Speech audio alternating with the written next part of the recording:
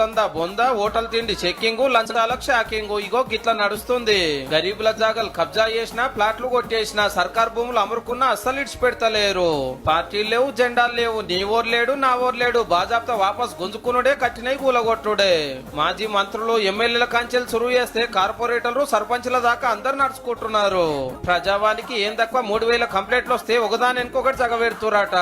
Rules తప్పి 100 కోట్లు కమాయించిన HMD officer Shiva Balakrishna నుంచి మొన్న అరెస్ట్ అయిన ACP Umamaheswararao sir, Nadimitla tahsildar, sub రిజిస్ట్రార్లు బొచ్చడి మందిని పట్టుకున్నారు. ఫస్ట్ కే జీతాలు ఇస్తున్న లంచానాపని ఉత్తమ ఆఫీసర్లు 5 నెలలనే 60 మందికి మీద ఏసీపీకి దొరికిరంటే ఎట్లున్నదో చూడండిగా.